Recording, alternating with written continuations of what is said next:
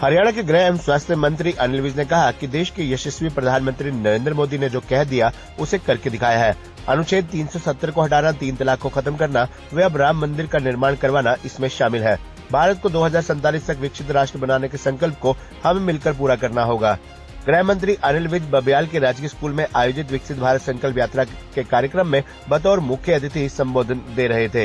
इससे पहले उनका कार्यक्रम स्थल पर पहुंचने पर स्थानीय निवासियों ने फूल मालाएं पहनाकर भव्य अभिनंदन भी किया। इस मौके पर उपस्थित सभी को हमारा संकल्प विकसित भारत की शपथ दिलवाते हुए उन्होंने कहा कि प्रधानमंत्री नरेंद्र मोदी ने देश का नाम विश्व में ऊंचा करने का काम किया है। विभिन्न देशों के राष्ट्राध्यक्ष जब प्रधानमंत्री नरेंद्र मोदी उनके देश में जाते हैं तो वे उनका स्वागत करने के लिए तत्पर रहते हैं। हर भारतवासी को आज विदेशों में पूरा मान सम्मान मिल रहा है। उन्होंने ये भी कहा कि भगवान श्री राम हमारे रोम रोम में बसते हैं और आज वर्षों पुराना हमारा पूर्वजों का सपना साकार हो रहा है और 22 जनवरी को अयोध्या में बने विशाल एवं भव्य श्री राम मंदिर के रामलला विराजमान होने जा रहे हैं। उसी दिन प्राण प्रतिष्ठा कार्यक्रम का भी आयोजन है और हर भारतवासी में इस कार्यक्रम को लेकर उत्साह व जोश है। गृह मंत्री अनिल विज ने कहा कि देश के यशस्वी प्रधानमंत्री नरेंद्र मोदी जो कहते हैं उसे पूरा करने का काम करते हैं। वह दूरदर्शी सोच रखते हैं। देश की आजादी की जब 100वीं वर्षगांठ मनाएगा उस समय हमारा देश भी विकसित भारत की सूची में होगा और ये सारा कार्य प्रधानमंत्री नरेंद्र मोदी के मार्गदर्शन में होगा। उन्होंने कहा कि देश के प्रधानमंत्री नरेंद्र मोदी के मार्गदर्शन में अयोध्या में भगवान श्री राम का भव्य मंदिर बनाया गया है। 22 जनवरी को वहां पर प्राण प्रतिष्ठा कार्यक्रम का आयोजन होगा। उन्होंने कहा कि देश की आजादी 1947 में मिली थी और अब हमारे भगवान को असली आजादी 22 जनवरी को मिलेगी। आज अयोध्या में रामलला विराजमान होने जा रहे हैं। उन्होंने ये भी कहा कि पूरे भारत के लोग भगवान श्री राम में आस्था रखते हैं। राम मंदिर के निर्माण के लिए हमारे पूर्वजों ने बहुत संघर्ष किया और वे स्वयं भी इस संघर्ष के दौरान 2 बार अयोध्या गए। एक बार 15 दिन जेल में रहना पड़ा और वर्ष 1992 में हुए आंदोलन का भी वे हिस्सा रहे और अब 34 वर्ष बाद फिर अयोध्या जाने का मौका मिल रहा है। गृह मंत्री अनिल विज ने कहा कि हमारी सरकार, हमारे लोग व हर भाजपाई का डीएनए है कि काम करना है। हमें यही सिखाया जाता है। पूर्व की सरकारों में अम्बाला छावनी के विकास के लिए अम्बाला छावनी तरसता था। विकास के लिए 1 रुपया भी यहाँ नहीं लगता था। केवल झूठे होर्डिंग्स लगाकर वाहवाही लूटी जाती थी, जबकि हमने काम करके दिखाया है। उन्होंने यहाँ पर अम्बाला छावनी में अनगिनत विकास कार्यों को गिनवाया। अम्बाला छावनी का नागरिक अस्पताल उत्तर भारत का सबसे बेहतरीन अस्पताल है। इस अस्पताल में रोजाना 3000 से अधिक लोग इलाज के लिए आ रहे हैं। यहाँ पर अत्याधुनिक चिकित्सा सुविधाएं शामिल है। इनमें से कुछ तो पीजीआई से भी बेहतर है। MRI, ultrasound, plastic surgery, MRI के साथ साथ अन्य सुविधाएं भी शामिल है। लगभग 14,000 लोगों को स्टंट डालने का काम किया गया है, यानी इतने लोगों की जिंदगियां बचाने का काम किया गया है। अटल कैंसर केयर सेंटर के माध्यम से हिमाचल, उत्तराखंड, राजस्थान, पंजाब, उत्तर प्रदेश सहित अन्य प्रदेशों के लोगों को इसका फायदा मिल रहा है। पहले लोग इलाज के लिए चंडीगढ़ या अन्य जगहों पर जाते थे, लेकिन अब इलाज करवाने के लिए लोग यहाँ पर आ रहे हैं। सुभाष पार्क का निर्माण कार्य करवाया गया है, जहाँ पर लोग आकर इस पार्क की सुंदरता का आनंद लेते हैं। यहाँ पर एक पंजाबी फिल्म का गाना भी शूट किया गया है। अंतर्राष्ट्रीय स्तर पर football stadium, all weather swimming pool, gymnastic hall, लघु सचिवालय, bank square cum shopping mall, धर्मशालाओं का निर्माण कार्य, साइंस म्यूजियम, योगशालाओं के साथ साथ जीटी रोड अम्बाला छावनी में 500 करोड़ रुपए की लागत से आजादी की पहली लड़ाई का राष्ट्रीय स्तर का भव्य शहीदी स्मारक बनाने का काम किया जा रहा है, जिसमें आजादी की लड़ाई का संपूर्ण विवरण दर्शाया जाएगा। अम्बाला छावनी के चारों तरफ रिंग रोड के बनाने का काम किया जा रहा है। इससे शहर का विकास होता है। लोगों ने कभी सोचा नहीं था कि अम्बाला छावनी में डोमेस्टिक एयरपोर्ट बनेगा। 20 एकड़ में डोमेस्टिक एयरपोर्ट बनाने का काम भी तेजी से किया जा रहा है। अम्बाला साहब मार्ग को नेशनल हाईवे बनाया गया है और साहब तक लाइटें लगवाई गई हैं। अम्बाला छावनी में सीवरेज व्यवस्था, पेयजल की बेहतर व्यवस्था के साथ साथ नहरी पानी की व्यवस्था करवाई गई है।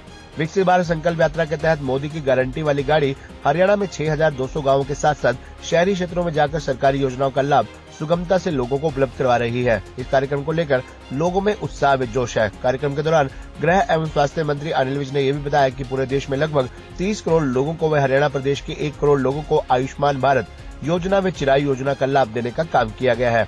इस मौके पर नरेंद्र राणा ने मुख्य अतिथि का यहां पहुंचने में स्वागत करते हुए बताया कि बबियाल में गृह मंत्री अनिल विज के कुशल नेतृत्व में 96 करोड़ 28 लाख रुपए की लागत से विकास कार्यों को करवाने का काम किया गया है, जिसमें धर्मशालाओं का निर्माण, सीवरेज व्यवस्था, पेयजल व्यवस्था, स्ट्रीट लाइट, एसटीपी सड़कें, नालियां, गलियां, लाइब्रेरी के साथ साथ अन्य विकास कार्य शामिल है। इस मौके पर एडीसी अपराजिता, नोडल अधिकारी एवं आईएफएफ जितेंद्र अहलावत, एसडीएम लक्षित सरीन, मंडल प्रधान किरणपाल चौहान, मदनलाल शर्मा, नरेंद्र राणा, बिल्लू राणा, डिम्पल राणा, तेजपाल, नरेश गर्ग, सुरेश, रवि कुमार, संजय सिसोदिया, नंदलाल के साथ साथ अन्य गणमान्य लोग भी मौजूद रहे।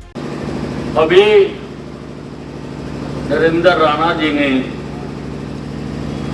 बबियाल गांव में हमारी सरकार आने के बाद जो विकास कार्य हमारी सरकार ने करवाकर दिए उसका ब्यौरा प्रस्तुत किया है। ये हमारे 9 साल के काम हैं। सरकारें तो पहले भी रही हैं, पहली सारी सरकारों का जोड़ दो अगर इसका पासबुक भी हो, सारी सरकारों। हमारी सरकार, हमारे लोग, हमारा डीएनए टेस्ट करा लो भाजपाइयों का, सारे हिंदुस्तान के। हमारा एक ही डीएनए है कि काम करना है, विकास करना है। अंबाला छावनी में जिसमें विकास का 1 रुपया नहीं लगता था, अंदाजा तो आप बबियाल से लगा सकते हो। लेकिन मैं अगर अंबाला छावनी की बात करूं, जहां पर विकास का 1 रुपया नहीं लगता था, हमने यहां पर जिन कामों के लिए अंबाला तरसता रहता था, अंबाला में ढंग का सिविल अस्पताल नहीं था,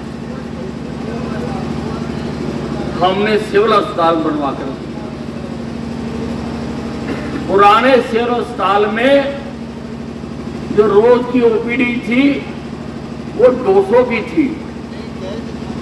आज का जो अस्पताल है उसमें रोज 3000 से ज्यादा मरीज आते हैं इलाज करवाने। 3000 से ज्यादा। पहले एक्सरे मशीन तक नहीं थी, अब एक्सरे मशीन भी है, सीटी स्कैन भी है, एमआरआई स्कीम भी है, अल्ट्रासाउंड भी है। दिल का इलाज कराने की व्यवस्था भी हमने इस अस्पताल में की है, कैथ लैब बनाई। और पिछले 4 सालों से अब तक जब से वो लगी है 14,000 लोगों को स्टंट डाल चुके हैं। 14,000 लोग,